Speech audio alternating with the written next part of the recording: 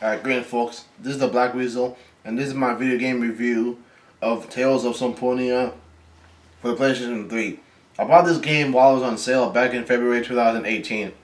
It's part of a two-pack game collection called Tales of Symphonia Chronicles. The next game afterwards is called Dawn of the New World. It cost $4 and it was an absolute steal for this type of game. I haven't had a deal out of it since buying Persona 2, 3, and 4 for $5 each. Let's get to the review. This is my first Tales game that I have played in my life. First off, these series are like number 3 in my eyes when it comes towards the top Japanese role-playing games for the console. Number 2 is Dragon Quest, while number 1 is Final Fantasy. Tales of Symphonia originally came out for the Nintendo GameCube. In the beginning, I get immediate vibes of Secret of Mana, where they talk about how mana is a lifeblood that powers the world. They also talk about how if mana runs out, then all life comes to an end. Which is similar to our Secret of Mana, which came out over 10 years ago before this game came out in 2003.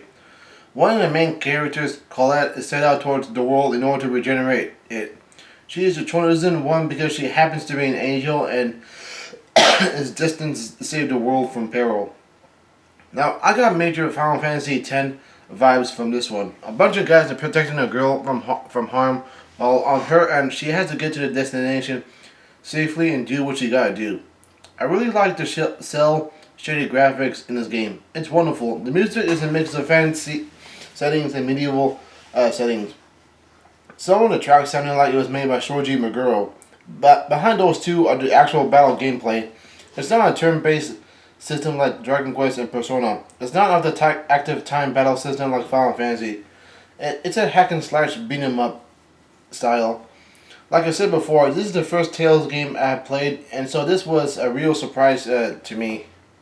Getting a 4 on my team, stepping foot to the monsters, and beating the living daylights out of them until all of them are gone. The next thing I want to talk about is the voice acting. The main character, Lord, is voiced by the same guy that did Robin from Teen Titans. In the beginning, I got vibes of where have I heard this person's voice before, and it took a while before I was able to determine that it came from Teen Titans. But I got a problem with these voice actors. As time goes on in the video game world, there is a push every time to make the graphics more realistic and lifelike. No more of the pixelated 2D top-down type of role-playing games of the 1990s. Here comes full-blown adventures that involve greater things such as discrimination with different people, religion, usage of natural resources, and the meaning of it all that takes over 50 hours to finish. I do not like how it's just the story scenes of Tales of Symphonia that gave voice, and not some of the side things that happen during the game. I'm sure these guys are paid alright enough to get put on, but they really couldn't put down a lot more hours than before. Oh well, this is still a game that came out in 2003, and so I'll give these guys a pass. I'll give Tales of Symphonia a 9 out of 10.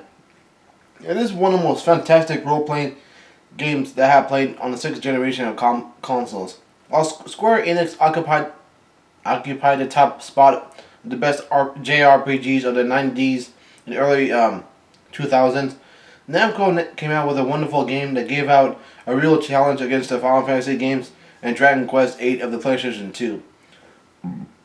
I played this game on May 18, 2019, and I finished this game on February 20, 2020.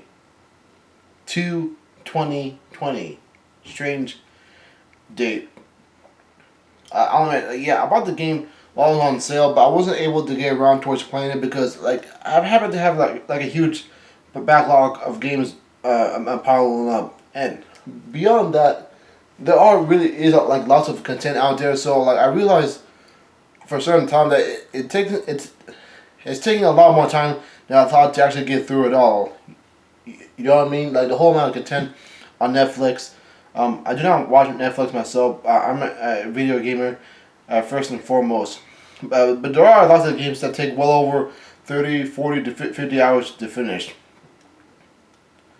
For this one, it's taken me 61 hours to finish this game. So like every now and then, I'll get a game that was on sale like a long time ago, and then now eventually I'll get around towards actually playing it. Eventually, I gotta stop doing that. Alright, that's it.